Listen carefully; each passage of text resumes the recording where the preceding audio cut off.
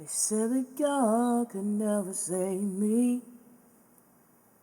It would take a miracle for me to be free. A child of the world, this lost little girl.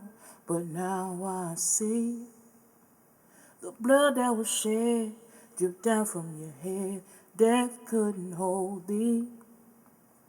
So now I stand here today, able to say I got the victory.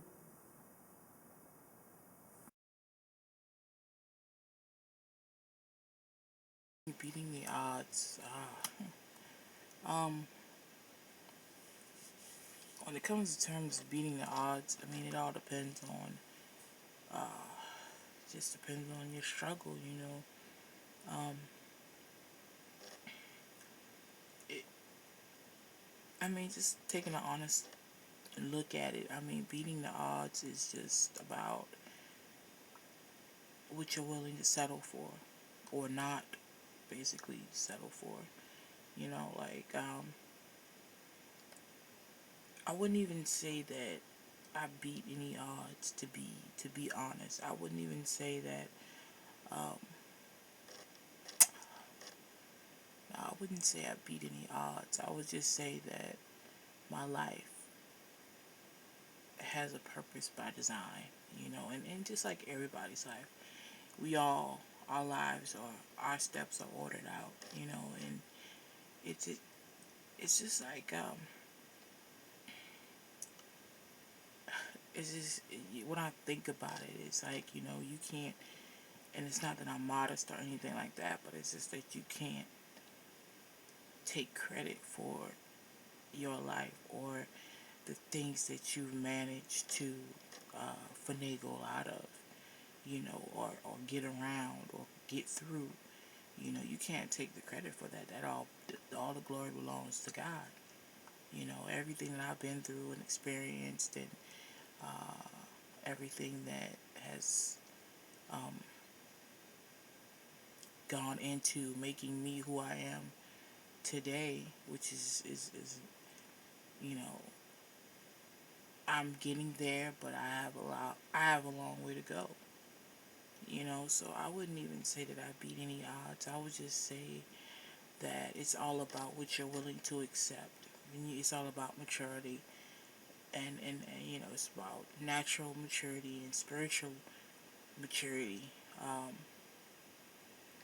it's about what you're willing to accept. I mean, I can't get around that phrase, that factor. You have to, because I'll be 34 pretty soon, you know, in less than a month, and I'm just now opening my eyes to a lot of things. Not that I didn't know, but it was just what I was willing to accept. And so you, the possibilities are endless as to what you can be or what you can do, because the Bible says, you know, I can do all things through Christ who strengthens me. So it's not so much that you can't achieve your dreams or anything like that. It's just that it's what you put into going after your dream, going after, even if you don't have dreams of, you know, making it big or whatever, you could just be, your dream could be to be a doctor or to be a lawyer or to be, you know, even to be a chef or whatever. It's just not about, it's, in order for you to be a doctor, you got to go to school, you know. Same thing, lawyer, chef, you know. You go to school to learn your craft, to learn, you know, the trade. And that's what gets you there. But ultimately, after you finish your schooling, then you got to go out there into the real world and go after and pursue. Because a lot of times, a lot of people don't go directly into the field that they went to school for. You know, it takes a little bit of time to find exactly what they're looking for. So it's about what you're willing to work for, what you're willing to accept, you know. And like I'm late in the game, you know, because I should have been where I want to be at, but in my view and me looking at it, but I wouldn't I wouldn't take anything from my journey. Uh, I wouldn't change anything that I've been through. You know, I wouldn't swap anything out. Everything that I have, the knowledge and the wisdom and understanding that I have through the trials and tribulations that I've gone through is priceless to me, you know. So, like I said, I wouldn't say that I beat any odds because the odds were never against me. I could do all things through Christ, which strengthens me. So the odds were never against me. In man's eyes, in man's view, the odds are against me because, okay, you're coming from homosexuality, trying to break into gospel music, and, but this is not something that I'm new to. God has always been a part of my life. People are just now getting a look at me, a glimpse at me. They're just now hearing my name. They're just now seeing me. But this isn't something that I just started doing. This has been a journey that I finally come to terms with that I can't get away from. So, like I said, I didn't beat any odds. The odds were never stacked against me because I'm God's child. That's the way that he ordained it to be. Now, yeah, I've caused myself some extra heartache and pain by not listening, not heeding to the word of God, not coming into God the way that I should have. And I had to go through some extra trials and tribulations, but even that in itself was a blessing to me because I know things that I may not have learned. It's like my pastor said to me one time, he said, every testimony, every trial, tribulation, everything, every struggle, everything you go through is something else that you could put on your resume. It's like when you go for a job, they want to know what you've done, where you've been, what are your experiences, what do you have, what are your qualifications. So I have many qualifications because I've overcome so many things, you know. But even with that, the odds were never stacked against me because I know who God is. And once you know who God is, once you know, okay, God is the man, once you come into the knowledge of God, it's mysterious, but it's simple. Because he's already laid it out for you. He's already put it out in black and white, sometimes in red, you know. He's already laid the foundation for you. We just have to follow it. Yeah, that gets hard because we're human. We have this flesh and it wants to do what it wants to do. But that's when you have to have that mind over matter, heart over matter, or spirit of God over matter. It's not hard to achieve your dreams.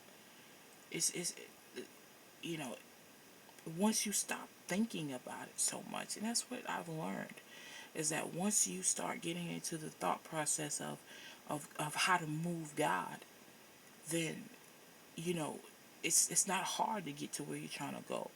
You know, and that's one thing I had to learn is how to move God. You're not gonna move him with your emotions, temper tantrums or crying spells, and this is a hard lesson. And for me, I think this is one of the hardest things for me to accept because I'm like, God, I'm crying, Lord, I'm sad. You said I was your child. Here I am upset and crying, and you're not gonna do nothing about it. But that doesn't move God. Faith moves God. You know, endurance moves God. Faithfulness, loyalty, you know, that's what moves God because, it's like you gotta, the thing about it, God, the thing that God, I love about him and how he operates and how he uses me and how he speaks to me is that, God, he deals with me in positioning. He says, position yourself to be blessed. You gotta position yourself. You want something to eat. You ain't gonna get it if you don't go to where the food's at, right? Even though you gotta stand in line and wait your turn to get your order, and then you might have to stand and wait a little while for your food to get, ready and prepared and everything like that. You know, you gotta go. I'm not gonna get no McDonald's if I don't go.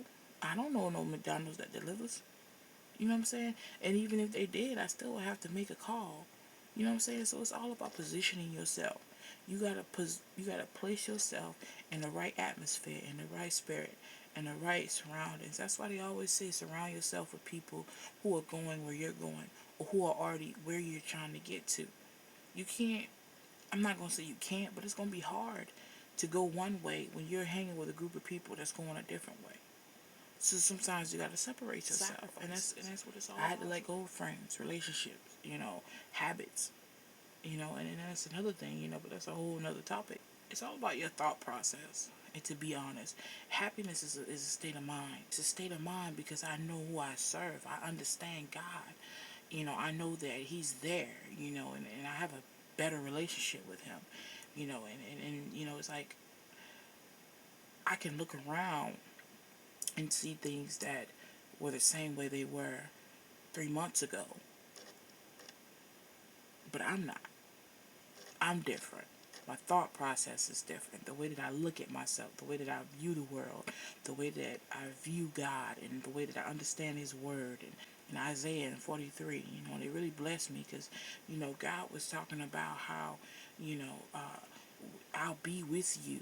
You go through the waters, I'll be there. Whatever you're going through, wherever you're at, I'm going to be there. And that's life, and that's real. God is everywhere you are. No matter what you're going through, God is there. You choose to talk to Him. He's like the elephant in the room. You choose. It says that you'll go through the furnace and you won't be consumed. You'll go through all. The water won't overtake you. Go read Isaiah 43. And I was so astounded when I read it, and it was like I was just looking on Facebook through something, and it was a shirt that had Isaiah 43 and 2. And it says, I'll be with you through the waters. And I was like, wow, that's pretty. And so I went and I read the whole chapter, and I was like, wow, that's very powerful, very moving. And that's the thing. It's like God is always with you. It's like it says in His Word. He says, "Lord, I'll always be with you. I will never leave you nor forsake you, but I will always be there." And it also says, even if you fall, you will not be utterly cast down.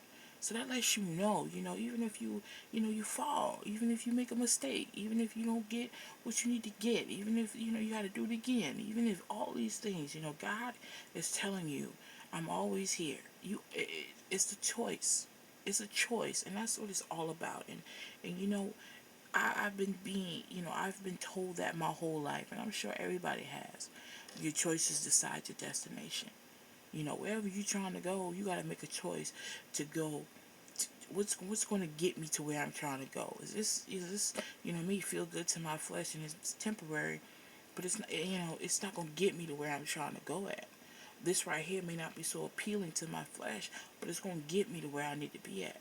And it's all about reaching a level of maturity spiritually and naturally. So I don't think I don't agree with the term beating the odds, because I feel like if you're a child of God, you don't there's no odds against you. You're gonna win. You're gonna win. There's no way that you're gonna lose if you're on the Lord's side. Even what may look like a loss, even what may seem like a loss, it's not a loss. It's a redirection. It may not be the way you intended or the way you thought you should go, but it's the way God is taking you. And I've learned that. Sometimes we look at our losses and we think that, hey, I lost this or I lost that or this, that, and the third, but it's not a loss. It's actually a gain, because it's like God, He'll take you through a whole nother route you never thought of and bless you the more. So I don't think any child of God should say I beat the odds. I think they should say the odds was never against me. They were always in my favor because I had the favor of God. And that's real.